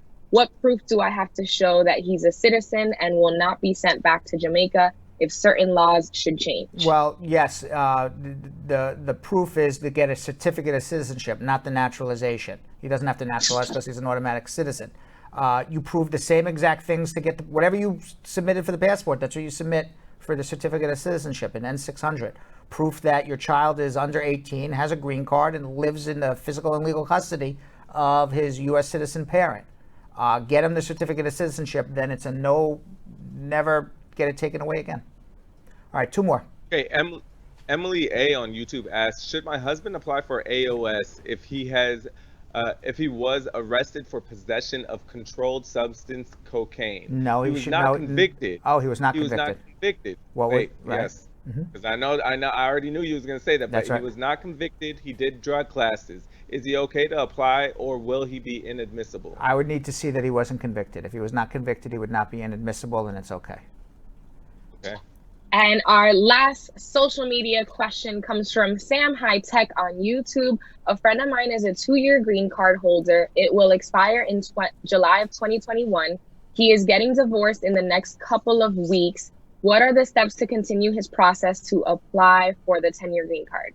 Show that he's divorced. Prove that he and his spouse lived together up until the time of the divorce. No, as I said earlier, no one says you have to stay in an unhappy marriage. You just have to prove it was a bona fide marriage. How do you prove bona fide marriage? Here's proof that me and my spouse lived together. Here's proof that we had a financial relationship. We were responsible for the debts of our marriage. And that would be your tax returns and bank statements and bills. Here's the divorce decree. I'm divorced. It was a real marriage. 10-year green card. Thank you very much. That's the 751 in a nutshell. Okay. All right. Oh, that's it. I forgot. Yeah. I'm losing that was it. I'm losing it. All right. I recently spoke to award-winning Mexican-American middle grade author Angela Cervantes, who has written many books reflecting the Latina community, including the junior novel that accompanied Coco the movie. Angela and I spoke about her own family's immigration story and the importance of diversity in children's literature. Let's watch. Angela Cervantes is the Mexican-American author of several award-winning middle-grade novels, including Letty Out Loud, Gabby Lost and Found, and Coco, the junior novel that accompanied the blockbuster Disney Pixar movie. Angela began writing stories featuring Latina characters as a child because she wanted books that represented her and her community. She joins me today to discuss her work and the importance of diversity in literature. Angela, welcome, and thanks for coming on. Thanks for having me. Gracias. What is your family's immigration background? Mexico. Okay.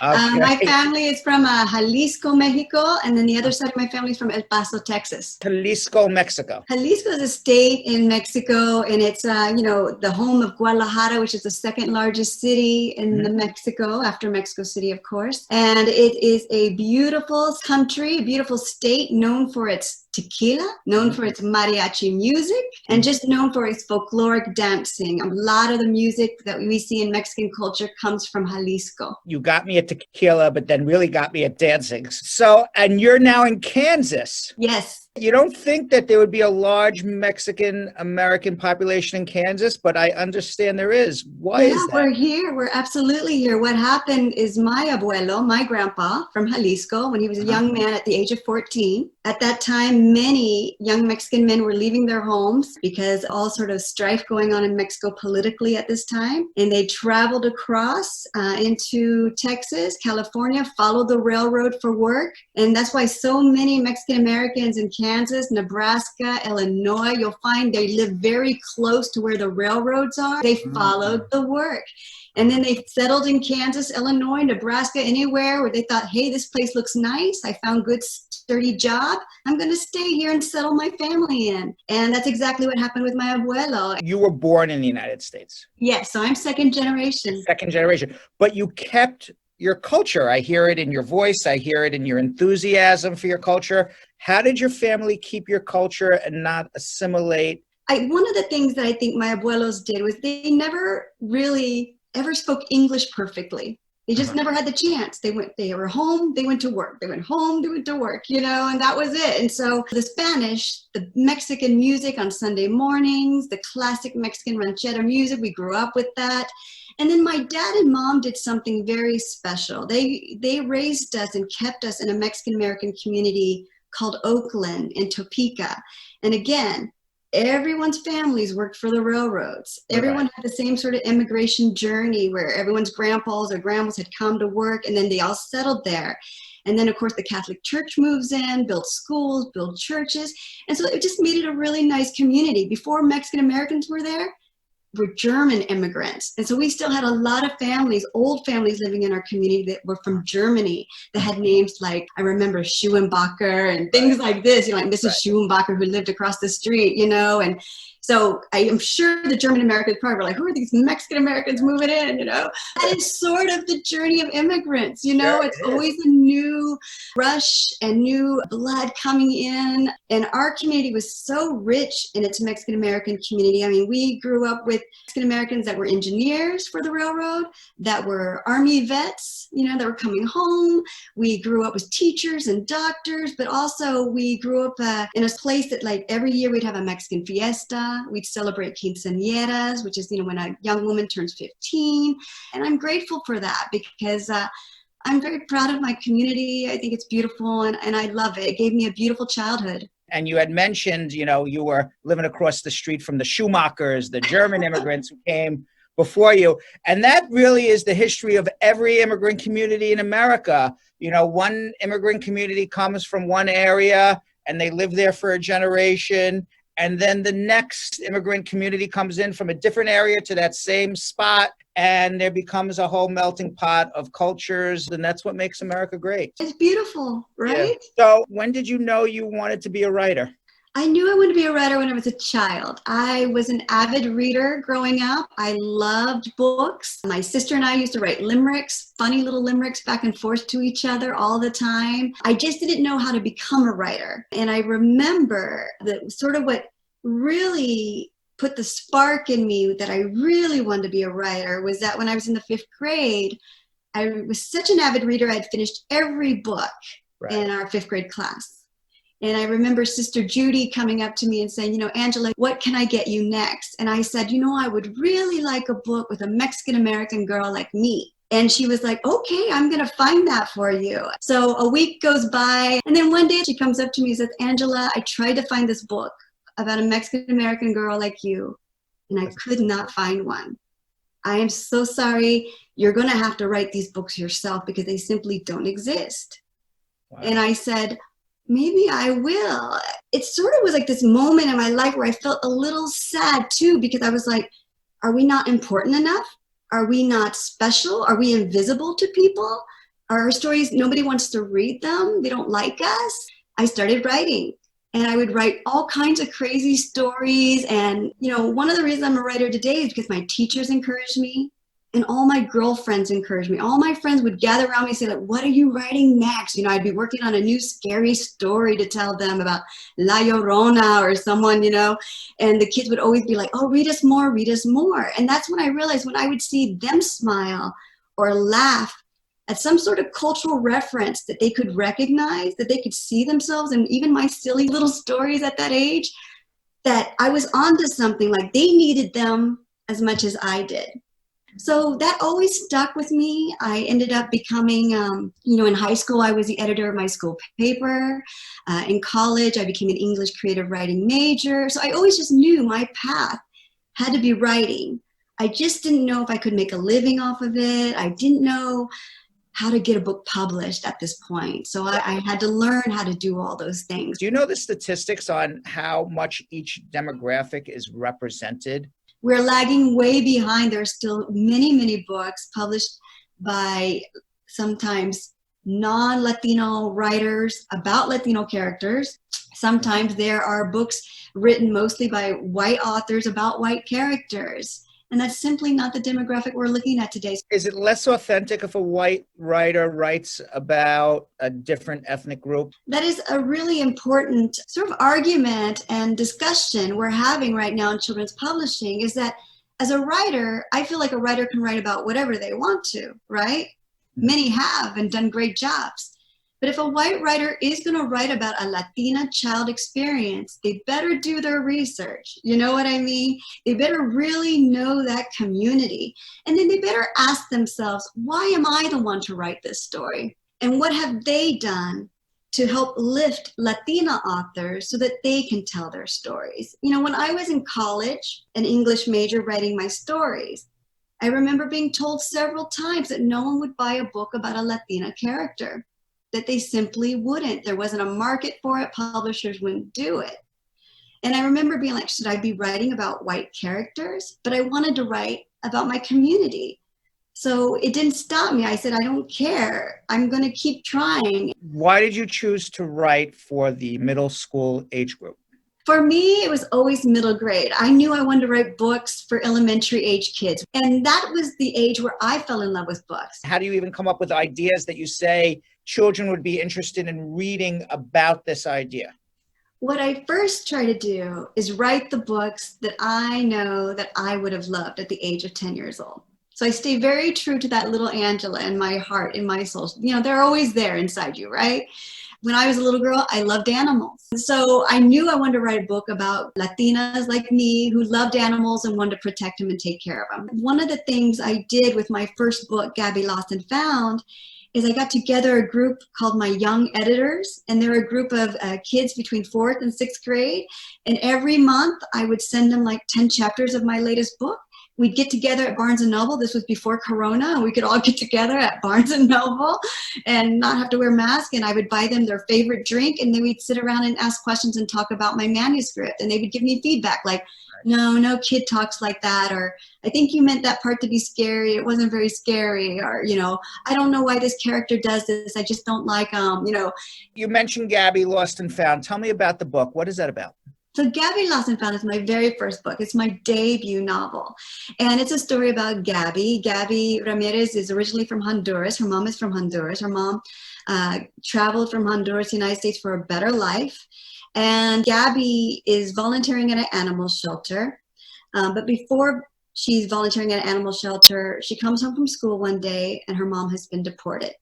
Her mom worked at a dry cleaning factory and it was raided, and her mom happens to be one of those taken in. So Gabby is dealing with this separation from her mom, that her mom has been taken, her mom has been deported, and she finds her strength and her voice by volunteering at this animal shelter and sort of dealing with like, will I ever see my mom again? How involved do you get in a book for a 10, 11, 12-year-old about the immigration system? It's more emotional, but I do give little hints. I give hints that one, they did try to find a lawyer to help the mom and get her out of the detention center, but they deported her so fast. I do give hints that, Gabby has this idea that her mom will be able just to come back and it'll be an easy trek. She's did it once before, she can do it again, but times have changed. It's more dangerous than ever. So there's little hints like that. Mm-hmm. But because I am writing for children, I do have to be careful. I've also gone to schools where kids have come up to me and whispered in my ear that Gabby is their story, which means they've had a parent deported. And they always want a hug, and I always give them a hug, and they tell me that's my story. The Gabby is my story. How do you reconcile writing for a 10, 11, 12-year-old that, you do want to make a happy ending with the reality of if a mom gets deported, it's extraordinarily unlikely she's ever going to come back to America? Everybody wanted me to have that sort of happy ending. Mom magically shows up, life is good again. And I couldn't write that novel. I'm giving away spoiler alerts, okay? That was not the reality I was seeing and learning. I know a lot of kids were mad. They're like, why didn't you bring her mom home? Is there going to be a book 2 where the mom comes home? And it was like, look, that's not the reality, so I couldn't write it. And if it makes you angry, even though you are young, you can still write your senators. You can still learn everything about it. You can be an advocate for immigration reform. If it makes you angry, then you can take action in other ways. Now, you also wrote the junior novel for Coco, and you had talked about growing up not having any books with Latina characters in it. What was that like for you to write the junior novel that accompanied Coco the movie? It was super exciting. I remember the email I got from Disney Worldwide asking me to join them on this project, and that it was going to be a movie all about Dia de los Muertos, Day of the Dead.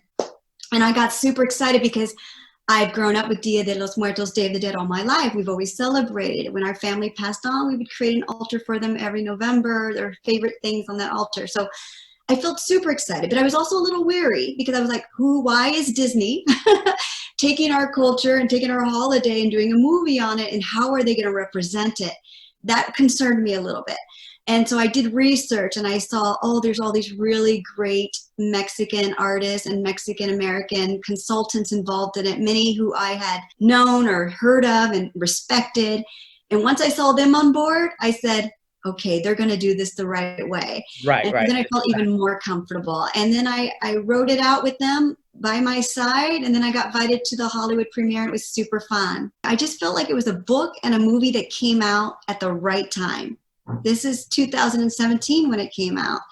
And this was when we had our president in office saying that Mexicans didn't contribute anything. They were parasites. He was saying so many horrible things about our community.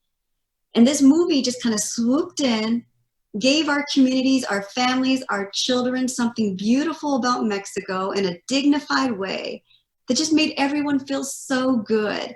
And we needed that. You also wrote a book, Letty Out Loud. What is Letty Out Loud about?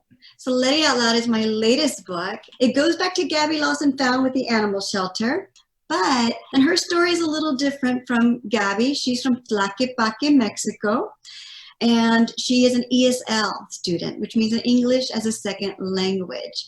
And she is just trying to prove to everyone that she can speak English, write English as well as everyone else. It was inspired by all the many English ESL students I met in my school visit. I always ask for a reader to come up and read with me. And so many times, just by luck, I'll pick a student that I didn't know was an ESL student that was only been speaking English for 2 years. And then after this visit is over, these teachers or librarians will come up crying, going, oh my God, you don't realize you picked Tariq. Tariq's only been speaking English for a year. And to see him up there reading in front of all his friends was just amazing. So I was just so inspired by their bravery, their courageousness. We so often look at people who don't speak English, or if we have a slight little accent, that we're somehow intellectually deficient, when that's the absolute opposite is true. These are kids who can speak 2, 3, 4, sometimes 5 languages where they come from, right? I'm sure you've seen that in your work. So what advice do you have for aspiring writers? What can you tell us? Well, I think one of the first things, if you want to be a published author, You must read and write every single day. Reading and writing go together. You know, one is breathing in, one is breathing out, so they cannot be separated. Besides reading and writing, practicing your art, your craft every day, I would also suggest not being afraid to share your work. You know, I shared my work at a very young age, and people were always giving me feedback and encouraging me, and you cannot be afraid to share your work. Where can people find more out about you, buy your books? You can go to my website, angelacervantes.com. You can go to Scholastic's website. They're my main publisher for Letty Out Loud. And so you can go to Scholastic. A lot of people are familiar with Scholastic books and Scholastic book fairs. You'll be able to find them easily there. And also your local bookstore, your independent bookstores, they'll have them. If they don't have them, you'll ask them and they can order them for you very easily. Tell me, what is your American dream? Have you reached it? I do feel like I have reached it, and it's very close to my personal mission in life, which is to write the stories of my comunidad and to use my voice and any success that I have to help lift up their voices and stand up for those who can't stand up for themselves. That's my American dream. Well, Angela Cervantes, thank you very much for coming on. Gracias. Thank you so much. All right. Somewhere out in the clouds is the voice of Yo-Yo and Ness-Quick. We are here. They are going to ask me nine extraordinarily long questions that in 6 parts each, and hopefully I will be able to answer them in 50 seconds without blowing myself up. Are you ready? I have a really good feeling about today. All right, let's see. Yeah, same. Okay. You ready? You have a good feeling about today? I do. You do? It's a song. Yes. Okay, but it's not the song. It's you really have the good feeling. I actually really do. We're not going to blow the studio up. Okay, all right. All right. Let's go. Can I take an expired passport for a green card interview? If you have to, yeah. If I divorce my wife and get remarried, do I need a joint sponsor again? Yes. What's the waiting list for cancellation of removal to adjust non-LPR residents? Years. Can I leave the country for 27 days with pending I-145? Yes, less than 30. Can I travel out of the USA for 2 months with an expired green card and extension letter? It would be the I-751, yes. Can I travel to Canada with an advanced parole? Not at the moment. Keep on going. Keep on going. If someone has a B2 visa and the sponsor dies, can the owner of the visa travel? No. How soon can I send it in the I-714 form? No! What was that good feeling? I don't know why everything disappeared off my laptop. Somebody is sabotaging us. That was sabotage because we were going to win. That was pure sabotage. All right, a couple of things. Number one, do you need a co-sponsor? Again, it depends on what your new spouse's, income is. So I got to clarify that. And number two, if somebody dies on a B2 visa, how could you travel on their B2 visa? I don't even understand what that question was. If someone has a B2 visa and the sponsor dies, can the owner of the visa travel? Yeah, if you have B2 visa, yeah, you have a B2 visa, go travel. That's not a problem. How soon can I send in the I-175 form? 90 days before the expiration of your green card. And the last one was, what is... You got it, Yo-Yo? You want to now all of a sudden, Yo-Yo has it. Oh, boy. Sabotage. What is the Yeah, right. Sabotage. What is the I-797C form? That's just a receipt notice. It's just a letter. It's just a letter. It's the letter that immigration sends. All right. Comments of the day. Damn it. Damn it.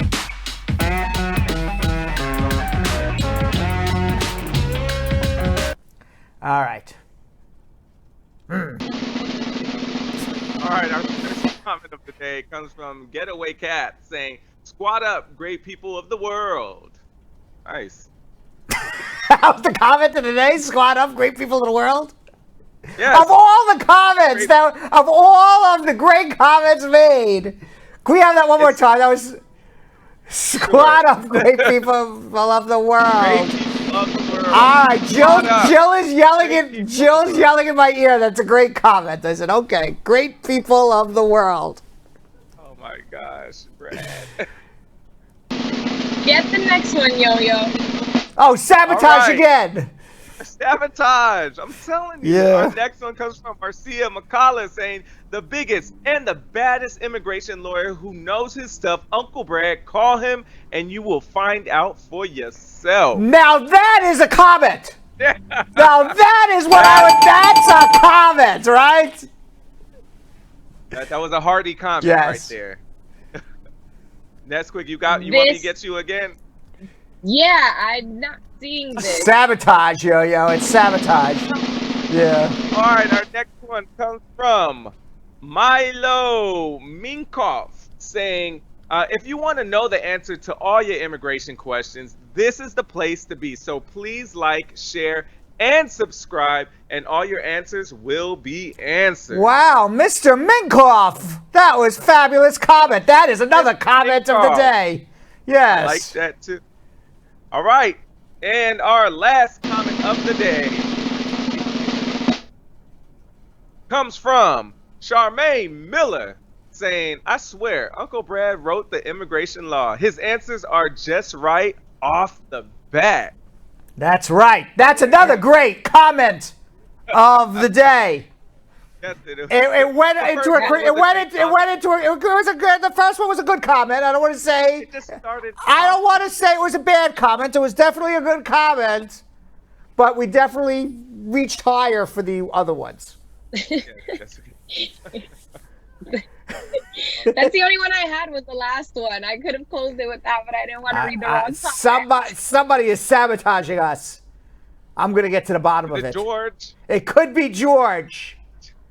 We're going to put Sam on the case tomorrow. We'll find out if it's George. Detective Sam on the case. All right. We'll see you all tomorrow. Thanks for watching. Tomorrow's hump day, by the way, so please join. So, Sam, as part of the production, we have to say this disclaimer at the end of the show. Do you mind reading it for me? Okay, but you know, Brad, I have to do everything around here. It's bad enough I've got to remember everything that happened on the episode from the previous day. Forget it. I'll do it. The proceeding was information only and not specific legal advice. Consult an attorney about your individual situation. Prior successful results do not guarantee a similar outcome in the future. To make an appointment with the Spar and Bernstein law firm located at 225 Broadway in New York City, call 1-800-529-5465. That's 1-800-529-5465. Easy to remember, 1-800-LAW-LINK. That's 1-800-LAWLINK. Once again, make a call to 1-800-529-5465. And of course, link up with the law offices of Spar and Bernstein, located at 225 Broadway on the 5th floor. If I were you out there, make the call, make the link, make the connection, make it Spar and Bernstein. 1-800-LAWLINK. That's 1-800-529-5465. And now, conveniently located in Hartford, Connecticut on 1 Congress Street. Visit us in Connecticut or in New York at 225 Broadway. That's 1-800-529-5465. 1-800-LAW-LINK. 1-800-529-5465.